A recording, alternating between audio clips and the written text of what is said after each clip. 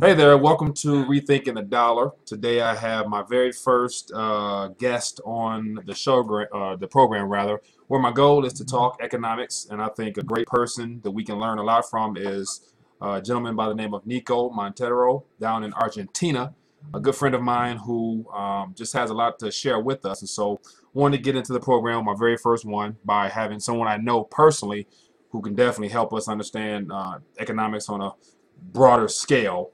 So, Nico, welcome to Rethinking the Dollar. Give me a brief introduction of yourself, and we'll get started with some questions and answers. Hi, hi everybody. I'm Nico Montero. I'm from Argentina. I'm 28 years old right now. I'm a lawyer. Just received, so I'm start working like 2 years ago. I start working, and right now I try to develop in business. So that's what I'm doing. I know this guy from playing basketball. Very good friend of mine. So wherever you want to know, I try to answer. Sounds good. Sounds good. All right. Well, without further delay, rather, I prepared a couple questions of things that I felt will be Okay. worthwhile. So, just to off rip, give us a brief summary of what's going on in Argentina right now. I know that a lot of Americans, are not aware of the downturn of your economy and things going on with their currency there, which is the Argentinian peso. So, give me a brief summary of what is going on. I know that default has just occurred not long ago. So give me a brief explanation of what's going on and how it relates and affects your life. Okay, here Argentina economy, as always, is cyclic. Every 20 or 30 or 10 years, we are going down and ups every time. Right now, we are going to have a rough down. Right now, we have to buy $1 today. You have to put 13.90 pesos. So it's very expensive. Um, you have the official market, the touristic market, and then the illegal market. Besides, if you're a businessman or you are the owner of a company, you have different markets to buy the same dollar, and that dollar price is different from each. The official dollar today, I think that is 88 pesos 60 cents. Hmm. The touristic is the same, but plus the 30%, Hmm. so almost 10 pesos.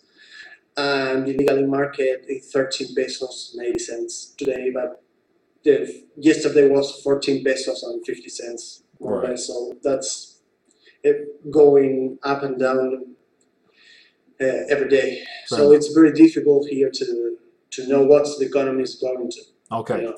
So just to touch on what you just shared about the two different markets. A lot of people here, as I mentioned, we only have one currency that we use, which is the Federal Reserve notes, or what we call the United States dollar. And so there, you guys have, because of your economy being in bad shape, you have two markets. You have the market where the peso is valued on the market, at 8 or so, and then you just mentioned that it's today at about 13 or so, just recently coming off a high of 14. So explain to me what is that? How does that relate to you and to the average man in Argentina? Like, is the rush to try to get dollars, or is it, to keep the peso, or how do you distinguish between those two markets? Yeah, today economy it's very difficult in Argentina. Common people, the average, are just living day by day.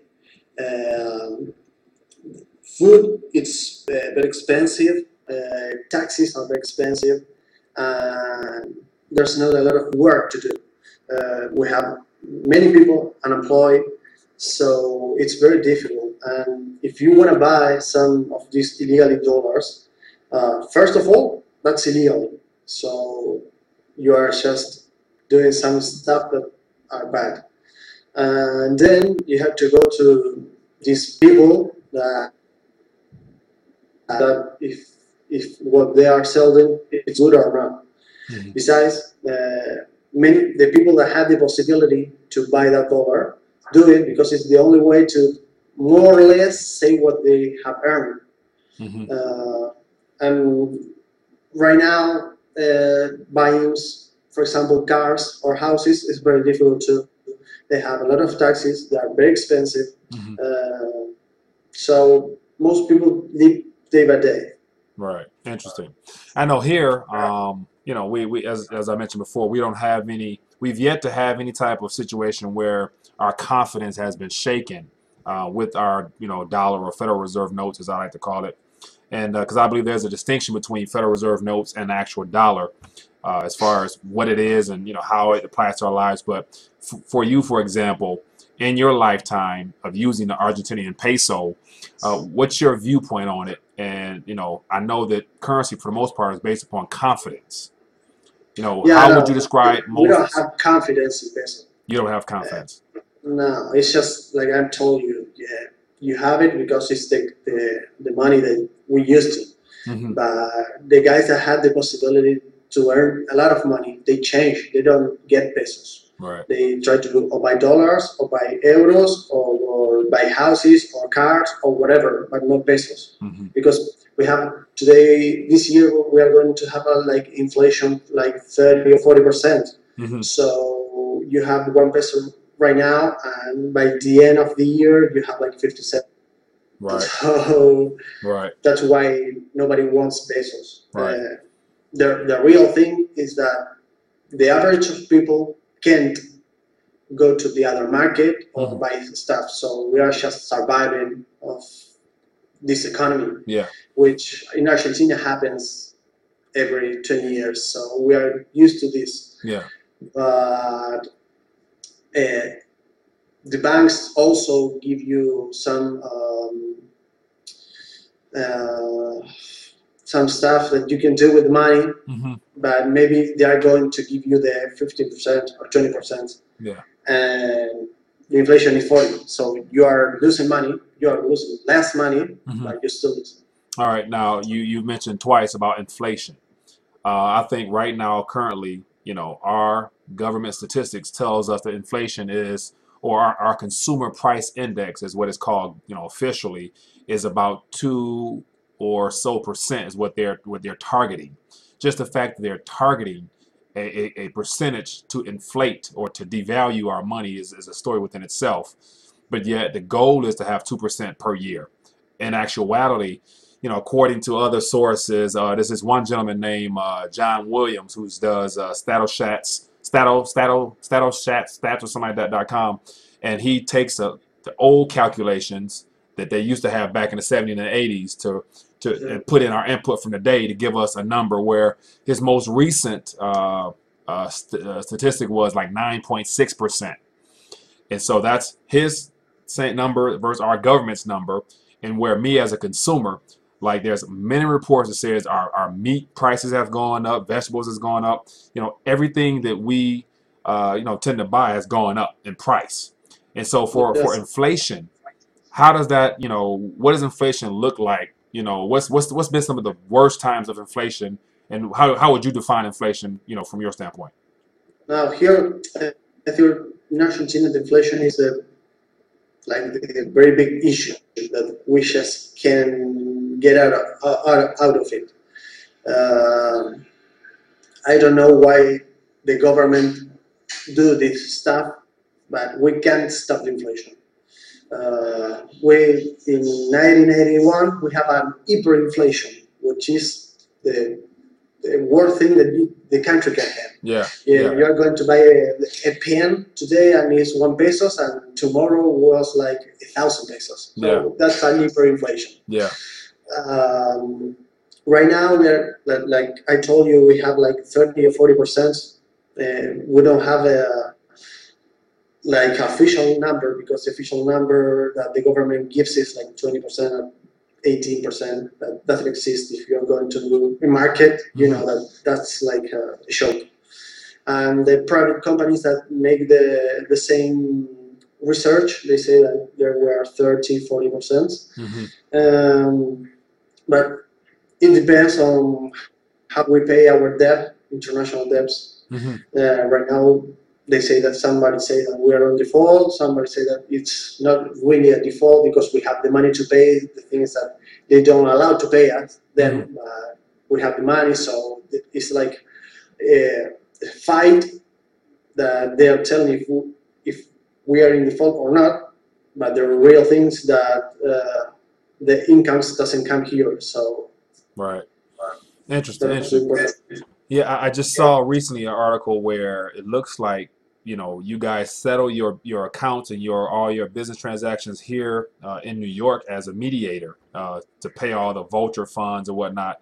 And apparently a judge here in America basically is the reason for this so-called default, where he said that, the two or so creditors you guys owe, they're entitled to all the billions that they're owed originally, which is the big hang up from you guys paying off your debts. But apparently, Yeah, what this judge did was something that internationally is bad looking mhm, because they like he mean or misunderstand or apply bad like some law, I don't know, but internationally every country is saying that what he did was wrong. He said that this 1% that have these funds are allowed to earn. He didn't look at the 93% mhm, was in change. yeah, They like refund the debt. So this Josh Griesa is the name. His name from New York. He said that this 1% we have to pay to this 1% the whole debt. So the other 93% they have a closure in the contracts mhm, that say that if somebody of the other 7% that was outside of this payment gets more pay that they are going to have, we have to pay the same thing to this 93%, yeah, which is reasonable. So with this thing that Griesa do, we're going to, if we allow this, we're going to be in default because we have to pay, I don't know, to the 100% an mhm, amount of money that Argentina will have. yeah, So that's like the main problem. And the thing is, international law that says that you can't pay to only 1% more than what you're paying to the 93%. yeah, So yeah. I saw also that since all that happened, that it looks like your president, Cristina Fernandez or whatever, yes, is suing or going to sue the United States government to where they're taking up in international court now. And so, yeah, have you heard anything about that? I don't think that that's correct Hmm. because we know that the powers have independence. Yeah. So we can go against the government of the United States Hmm. because it's the court or it's the judge. So we have to go to the court, Hmm. but not to the government Yeah. because we have independence. Here in Argentina, we have also dependence in the powers. The things that respect. Yeah. So the president do whatever they want. Yeah. But I don't think that this is going to happen. Not to the government, maybe yes to the court. But the thing is that they make a mistake because Argentina say that they want to this judge or the United States law Hmm. was the one that gets between in this conflict. And now that this judge say that we have to pay, we say no, we don't want that. So it's like, you know. Yeah. So, describe, a default. Like you mentioned, a hyperinflation back in 1981. Are there any concerns of Argentinians now that this default or this so-called default turning into some type of major catastrophe where you guys experience some type of hyperinflation or anything I like don't that? think that we are going to see it right now. Not with the common people. Hmm. Maybe companies, big companies. I know that right now here in Argentina, big companies are closing. So we have a lot of people that are unemployed, or they say that go home, take a rest, but we are not going to pay you. If we open again, we Hmm. call you. It's not like they are fired, but it's like suspected, you know. Yeah. We don't pay you. So that's happened a lot of right now with the big companies. Yeah. I think that maybe next year or the year before after that is going to be harder than now. Yeah.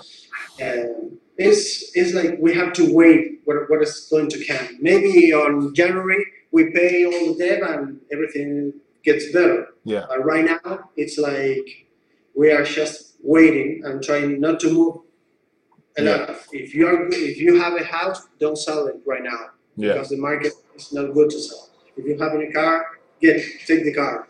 Try not to move a lot of your money because you don't know what's going on with the peso and stuff. Yeah. Now, do you ever, or do you foresee something happening where the exchange rate between the dollar and the peso, as far as the peso strengthening to where right now it's, $8 or so? Do you ever see it, you know, in your lifetime, or what would the signs be that, say next year to be like $6 or $5? I mean, I remember last year because I follow the markets, whatever, and it was, actually towards the end of the year, it's like $5.50.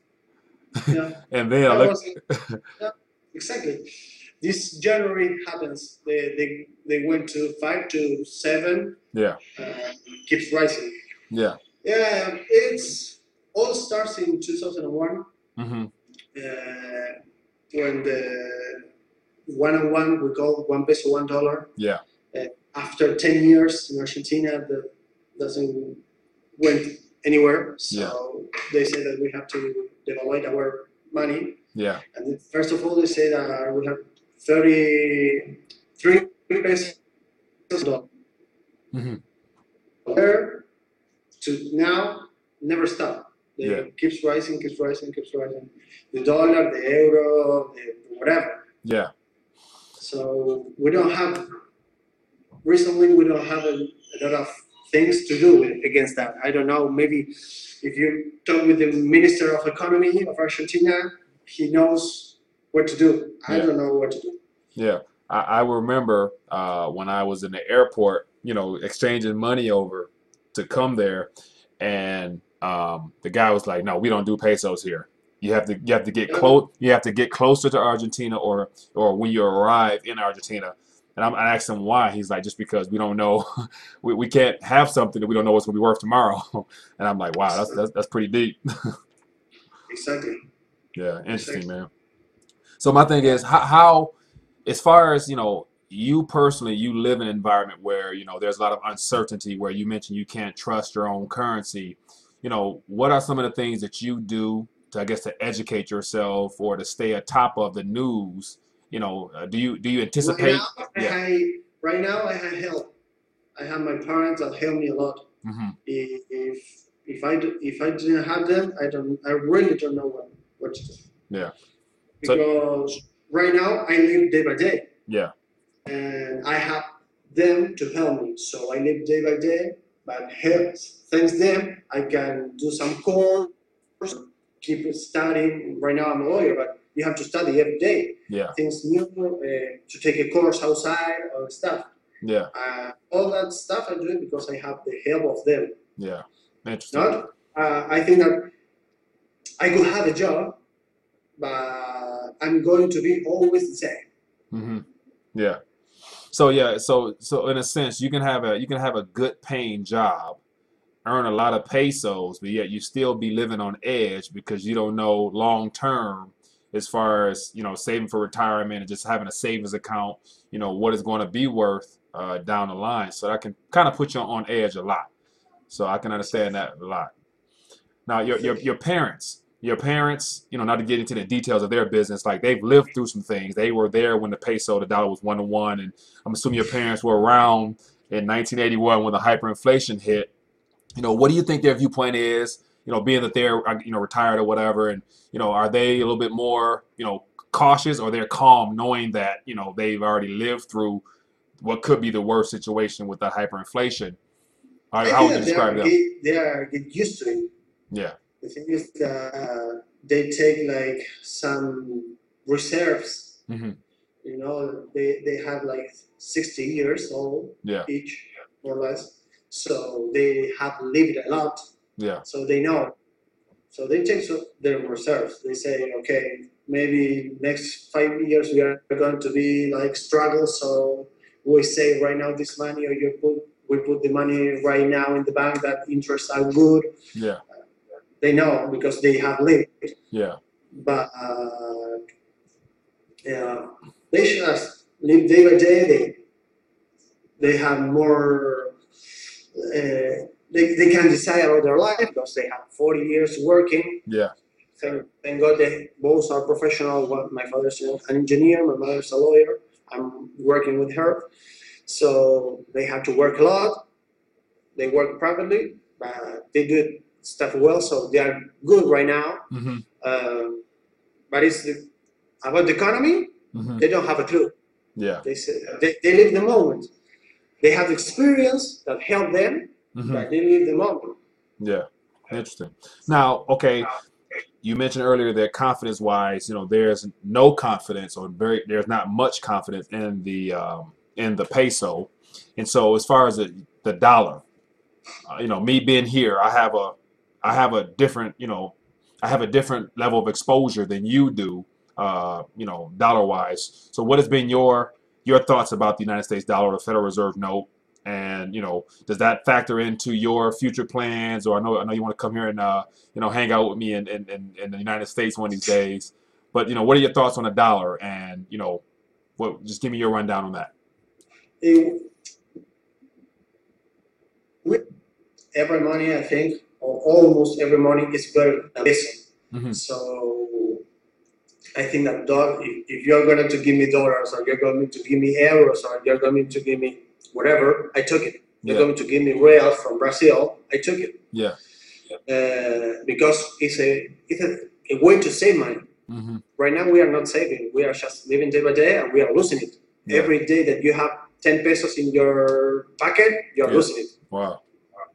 So, and besides, here in Argentina, or me myself, I'm talking just for me, I have a vision about the United States, like maybe it's like ideologically, Hmm. but I have the feeling like you people are always good. I know that you have also poor, you have the mid class, and you have the high class, and it's rough, but I know you guys like society, and you have respect, Hmm. you have justice, you have work. Maybe you flew too. Maybe sometimes you have more work, then you have less work. Yeah. But I don't think that you are going to ever have the problems that we have here. That maybe you don't have nothing to eat. Yeah. Yeah.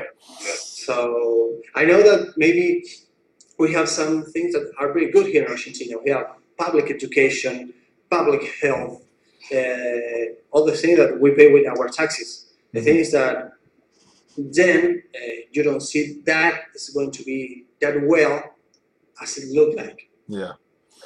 Interesting. So, Yeah, and the reason this show here, reason I entitled this, rethinking the dollar, is that, what over the last couple of years for myself, I've, obtained what I would call a monetary education, where I've pretty much gone throughout history of this country here.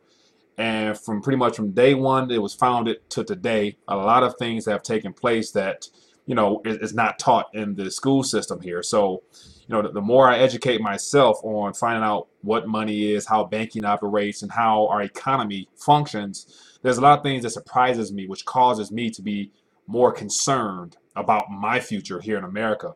And so I think one great example is being able to learn from other countries.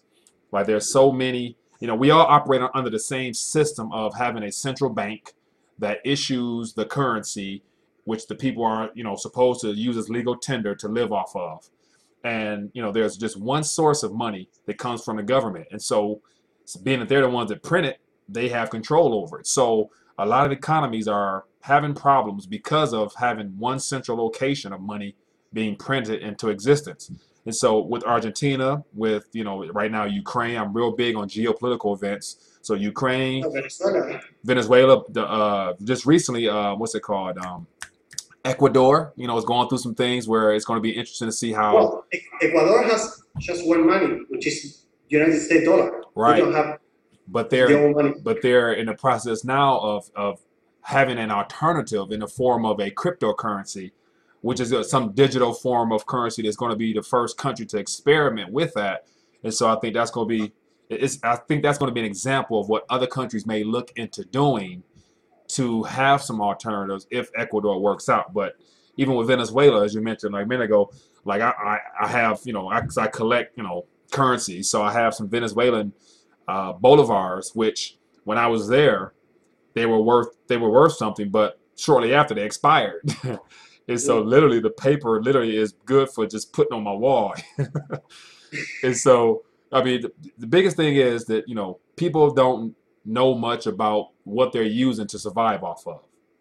And I think, if people took time to educate themselves on the economy, on things that matter other than just making a living, people will probably wake up and start asking some questions that could really, help steer them in the right direction towards getting some good answers. And so that's what this video is about. Me, utilizing your experiences to share with people so that they can just see that there's people out here who, have a much different story than they have, and it's something that we can learn. And so as I wrap this up in a minute, what are some of the things that you think will be a good way for people, whether here or there, to continue to educate themselves or to begin educating themselves? And do you think it's important to educate yourself?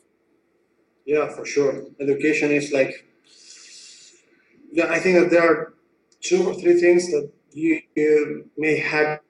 I think that education and health, if you have both of them, you're going to be able to develop your economies or whatever you want to do, to do whatever you want with your life. Because not every people want to be rich. Yeah. But yes, they want to be.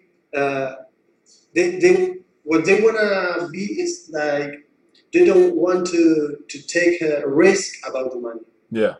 If you know that every week or every month you're going to have enough money to live and to be okay, and say, okay, maybe the end of this year I can have a travel to a beach or wherever, and just to live okay, just to eat well, to have a good education, and maybe in 1 year or 2 or 3 years you can give you like okay, now I want to do a trip, or in 5 or 4 years I'm going to buy a house, or to save the money and to be okay. Mm-hmm. Maybe a lot of people just with that are okay. Yeah. They say I'm having a good life. They don't need to be rich and travel every day and stuff. Yeah. The thing is that is to be educated and to have the health to can make work and to achieve those stuff that make you happy.